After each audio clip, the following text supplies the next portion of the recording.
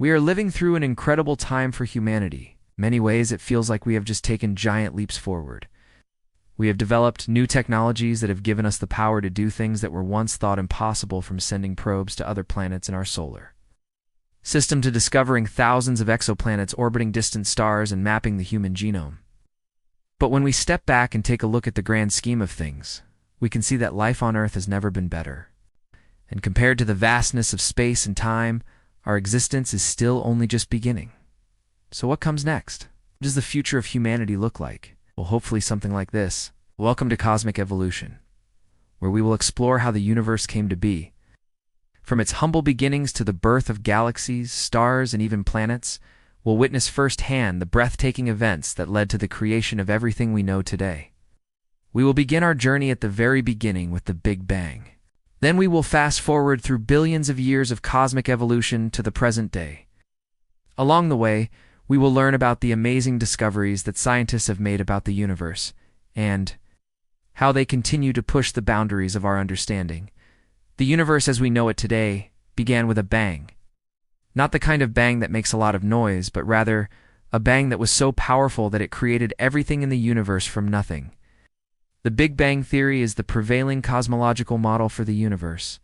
It describes how the universe began from an extremely hot and dense state and has been expanding and cooling ever since, according to this theory. All of the matter and energy in the universe was once compressed into a single point called a singularity. At around 13.8 billion years ago, this singularity began to expand rapidly, and as it did, it cooled and matter began to form. The first atoms formed from the subatomic particles, and as the universe continued to expand and cool, these atoms came together to form the first molecules, stars, and galaxies. The evidence for the Big Bang Theory is overwhelming. For example, we know that the universe is expanding because Edwin Hubble made this discovery back in 1929. If we look at distant galaxies, they appear to be moving away from us, and the farther away they are, the faster they are moving. This means that the universe is getting bigger, and it all started with the Big Bang. However, there is one problem with the Big Bang Theory, and it's known as the horizon problem. The horizon problem is the fact that the universe appears to be remarkably uniform in all directions. According to the Big Bang Theory, different parts of the universe should have looked different, because they would have been causally disconnected. There simply wasn't enough time for them to have become so similar before the light could travel between them. But here's the thing. It's not a problem if you're a fan of multiverses, because the solution to this problem lies in the multiverse. And I will explain it to you right now. This is a new series, so please subscribe right now if you haven't already. In order to understand the horizon problem, let me take you back to the beginning of the universe.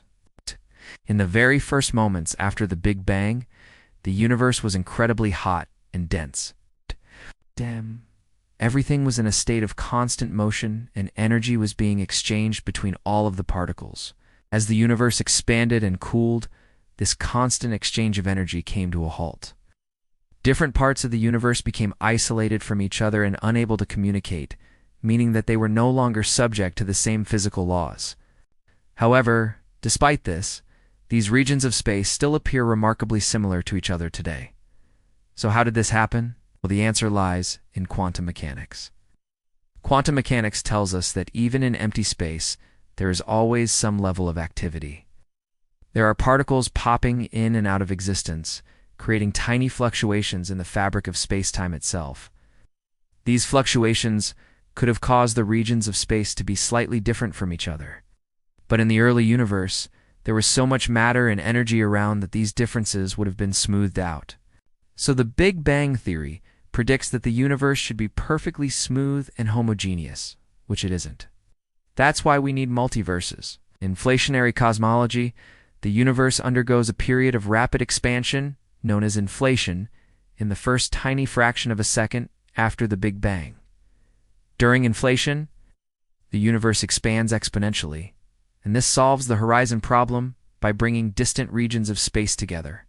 These regions, which are causally disconnected according to the Big Bang Theory, become causally connected during inflation, allowing them to exchange information and become more similar. Inflationary theory also explains other features of the universe, such as the large-scale structure of galaxies and clusters of galaxies. So what does this mean for the future of humanity? Well, it means that we need to find a way to detect these fluctuations in space-time if we want to prove that the multiverse exists. And luckily for us, scientists are already working on it. The birth of the first stars is one of the most important events in the history of the universe. It marked the transition from a cold and dark universe to one filled with light and heat. These first stars were massive and short-lived, but they played a vital role in setting the stage for the formation of galaxies and the emergence of life as we know it. Before the first stars formed, the universe was in a state of chaos. There was a lot of gas and dust floating around, but no light or heat to illuminate it. This period is known as the Dark Ages because it was literally dark. But eventually, gravity began to take hold and started to pull the gas and dust together. As these clumps of matter grew larger, they heated up and became giant balls of burning plasma. The first stars had ignited. These stars were huge, much larger than the sun, and they burned through their fuel very quickly. But their short lives were incredibly bright. They emitted enormous amounts of light and heat, which began to bathe the universe in a warm glow. The light from these stars also helped to ionize the gas and dust that filled the universe. This process stripped away the electrons from the atoms of hydrogen and helium, creating a sea of charged particles. This sea of particles is what we call the cosmic microwave background radiation, and it is the oldest light in the universe. But the light from these stars did more than just ionize the gas and dust. It also created the conditions for galaxies to form. As the first stars exploded as supernova, they scattered heavy elements into space. These elements, such as carbon, oxygen, and iron, are what we call metals in astronomy. The reason why we call them metals is because we do uninclude hydrogen and helium in the definition of metal. The metals scattered by supernova provided the building blocks for new stars and planets. They also allowed for the formation of more complex molecules, such as water and CO2. These molecules are what we call the cosmic web. They are the scaffolding upon which galaxies are built. It is thanks to the light and heat from the first stars that the universe became habitable for life as we know it. They created the conditions for planets to form and provided the raw materials for life to emerge. Without them, the universe would still be a dark and lifeless void. The first stars may have been massive and short-lived, but their impact on the universe was immeasurable. They were the sparks that ignited the universe and set the stage for the emergence of life as we know it. Collisions between galaxies are a common occurrence in the universe, and while they can be destructive, they also play a crucial role in shaping the universe as we know it. As galaxies move through space, they are constantly interacting with each other. Sometimes these interactions are relatively benign, but other times they can be violent. When two galaxies collide, it can cause a tremendous amount of destruction.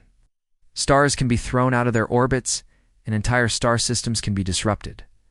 However, these collisions are not always a bad thing. In fact, they can be the driving force behind the formation of new stars and the evolution of galaxies. For example, when two galaxies collide, the gravitational forces involved can cause the gas and dust in the galaxies to come together and collapse. This can lead to the formation of new stars. Additionally, collisions between galaxies can bring together stars that were previously isolated, leading to the formation of new star systems. The material ejected from the colliding galaxies can also create a spectacular display of light known as a tidal tail.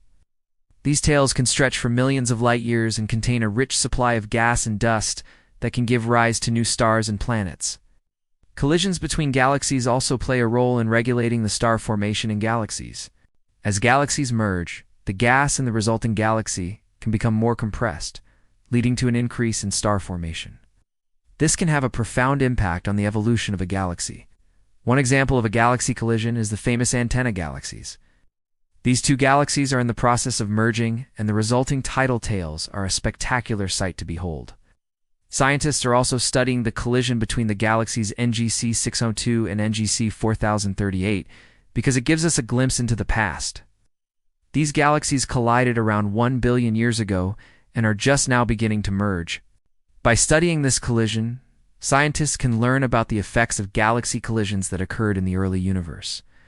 So while collisions between galaxies can be destructive, they are also a necessary and beneficial part of the evolution of the universe. They drive star formation, shape the structure of galaxies, and provide us with a window into the past.